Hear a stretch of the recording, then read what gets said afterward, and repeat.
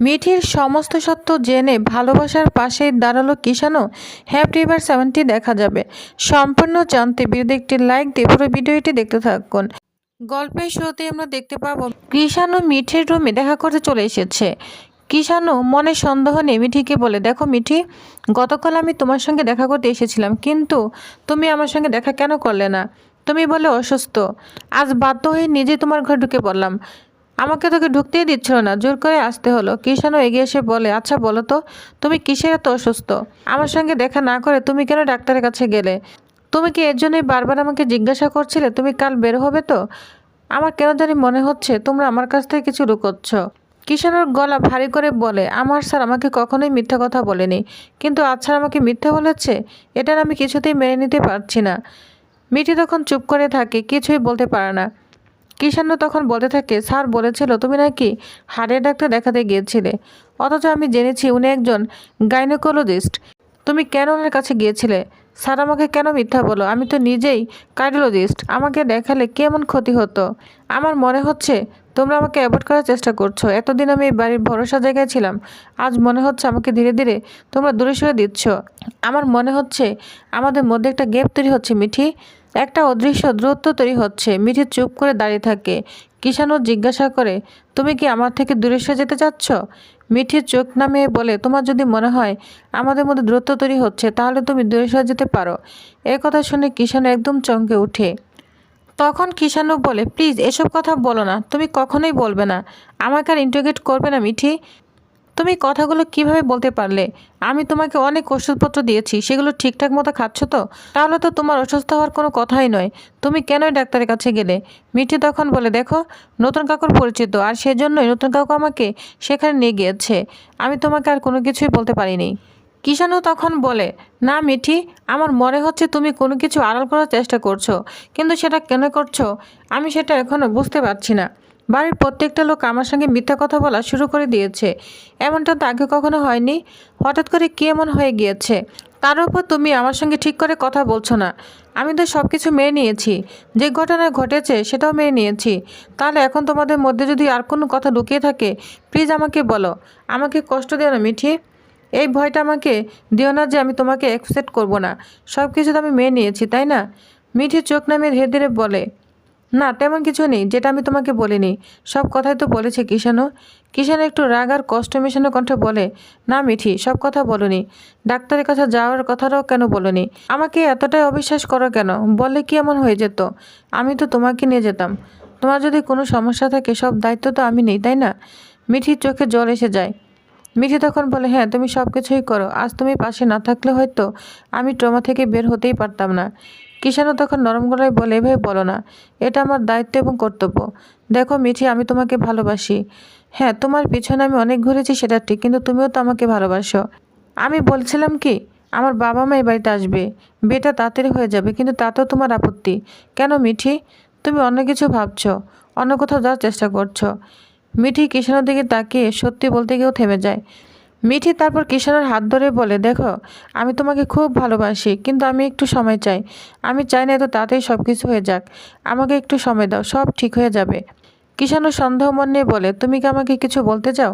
তুমি চাইলে বিয়ে পরে করতে পারি, কিন্তু আমার মা বাবা অবশ্যই আসবে। আর তুমি বলেছিলে দিল্লিতে একটা কোর্স করবে, সেটার কি হলো? মিঠি ধীরে ধীরে বলে, হ্যাঁ 3-4 মাসের জন্য দিল্লি যাব, অ্যাপ্লাই করেছি। কনফার্ম হয়েছে কিনা এখনও জানি না, এই জন্য একটু সময় চাই, আর কিছু না। কিষানও মাথা ঘুরতে থাকে হসপিটালের কথায়।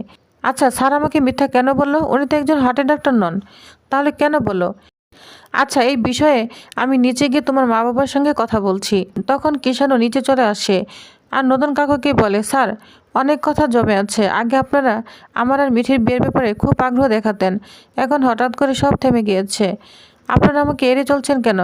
বর্ষা তখন বলে, বা দারুণ হবে, এক বিয়ে মিটে যেতে না যেতেই আরেকটা বিয়ে তৈরি শুরু হয়ে যাবে। আমার তো দারুণ লাগছে, খুব আনন্দ হবে। তখন মিঠিল বলে, আচ্ছা কিষানু, এখনই আশীর্বাদ পর্বগুলো সারতে হবে? মেয়েটা কোর্স করে আসলে তারপরে করা যেত না? তখন কিষানু বলে, কেন মিঠিল, তোমার কাছে কেন এরকম মনে হচ্ছে? এখন করলে সমস্যা কি? তখন বাবির বলে, হ্যাঁ মিঠিল, তুই একথা কেন বলছিস? এখন করলে তো ভালো হয়। মিঠি যাক না কোর্স করতে, তাতে কি হয়েছে? তখন কিষানও বলে, হ্যাঁ আমার বাবা মা আসবে, মিঠিকে তো ওনারা দেখেনি, তাই মিঠিকে দেখতে আসবে আর আশীর্বাদের পর্বগুলো শেষ করে যাবে, এর জন্য আমি বলছি। তখন নতুন কোনো কিছুই বলতে পারে না। কিষানও বলে, আপনারা বললে আমি আমার বাবা মাকে কালকে নিয়ে আসব। তখন কমলিনী বলে, আসলে বাবা আমাদের তো কোনো সমস্যা নেই, তবে মিঠির শরীরটা তো ভালো না, তার জন্যই বলছিলাম ওনারা কি মিঠিকে পছন্দ করবে। মিঠি তো শরীরটা এমনিতেই ভালো নেই, তার জন্যই বলছি। আচ্ছা বড় মাসিমা আপনি কি বলেন? তখনই বড় ঠাম্মি বলে, কেন বৌমা, তাতে কি হয়েছে? ওনারা আসতে চায় আসুক না, ওনারা ছেলেপক্ষ, আর তাছাড়া মিঠি ও বাড়িতে যেতে চায়নি, এতে কোনো সমস্যা নেই, ওনারা তো আসতেই পারে। ওনারা এসে মিঠিকে দেখে যাক না, আমাদের মেয়ে যেরকম আছে ওরকমই দেখবে, এমন তো না যে মিঠিকে অপছন্দ করার মতো কোনো কারণ আছে। তাহলে তোমরা কেন অমত করছো? আমি তো সেটাই বুঝতে পারছি না। ছেলেটা বয়ে এসে বলছে ওর বাবা মা আসবে, আসতে দাও, ওরা নতুন কুটুম আসবেই তো, তারা কাকে বাড়িতে ছেলে বউ করে নিবে তারাও তো জানবে, তারা বুঝবে, তাই না? বৌমা তুমি এরকম কেন করছো? তখন ঠাম্মি বলে, হ্যাঁ তাই তো, আসুক না। অন্যদিকে বর্ষা মনে মনে খুশি হতে থাকে আর বলতে থাকে, কালকে ছুটির দিন আছে, সবাই বাড়িতে থাকবে, কালকেই বরং আসলে ভালো হয়। তখন কিষানু বলে, বৌদি এজন্যই তো বলছি, কিন্তু এখানে এসে যা দেখতে পাচ্ছি সকলে আমাকে ইগনোর করার চেষ্টা করছে। তখন বাবিল বলে, মা তুমি এরকমটা কেন করছো? কিষানু নিজে মিঠিকে পছন্দ করেছে, এখন মিঠিকে যদি ওরা পছন্দ নাও করে, এখানে কিষানু কোনোভাবেই মিঠিকে ছাড়বে না। আর ওর বাবা মা তো সবটাই জানে, সবটা জানার পর মিঠিকে মেনে নিয়েছে, ওর অপছন্দ হওয়ার কিচ্ছু নেই, তুমি কেন এরকমটা করছো? কিষানু তখন কমলের দিকে তাকিয়ে বলে, আচ্ছা আপনারা কি কোনোভাবে মিঠিকে নিয়ে অন্য কোনো চিন্তা করছেন বা মিঠিকে নিয়ে অন্য কোনো ভাবছেন? আমাকে বলে দিতে পারেন, কারণ আপনারা এরকম ইগনোর কখনোই করেননি, দিনের পর দিন এভাবে আমাকে ইগনোর করে যাচ্ছেন, মিঠির বিয়ের ব্যাপারটা ধামাচাপা দেওয়ার চেষ্টা করছেন, এটা কেন করছেন স্যার? কোনো কি কারণ আছে? তখনই নতুন বলে, কিষানু তেমন কোনো কারণ নেই, আসলে শরীরটা ভালো নেই এজন্যই বলছি।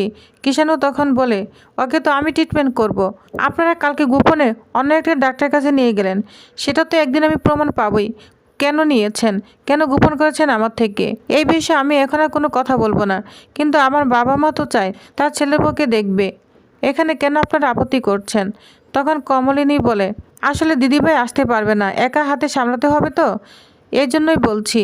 বড় ঠাম্মি বলে, আরে কুর্চি আসুক না আসুক, তাতে কি হয়েছে, বাড়িতে অনেক মানুষ আছে, সব কিছু সামলে নিবে। কিষানু তখন বলে, আপনাদেরকে এনে কোনো চিন্তা করতে হবে না, আমি আমার বাবা মাকে বলে দিব, তারা বিকালে আসবে, আপনাদের এই বিষয় নিয়ে কোনো চিন্তা করতে হবে না। তখনই বর্ষা মনে মনে বলতে থাকে, আমার মনে হয় এরা কিছু লুকাচ্ছে। তখনই বর্ষা মনে মনে বলে, আসলে ওরা কি করতে চাচ্ছে কিছুই তো বুঝতে পারছি না। মামনি নতুন কাকু বিয়েটাকে ধামাচাপা দেওয়ার কেন চেষ্টা করছে সেটাই তো বুঝে উঠতে পারছি না। তখন কিষানু সবাইকে বলে, আমি আর কোনো কিছুই মানবো না, আগামীকাল আমার বাবা মা অবশ্যই আসবে। তখন নতুন কাকু একটা দীর্ঘশ্বাস ফেলে বলে, তোমরা যেটা ভালো বুঝো সেটাই করো। তো ভিউয়ার্স তাহলে আপনাদের কি মনে হয়, তাহলে কিষানুকে জানতে পারবে আসল সত্য নেক্সট পর্বে? তো নেক্সট পর্বটি জানতে অবশ্যই আমার সাথেই থাকুন। ধন্যবাদ।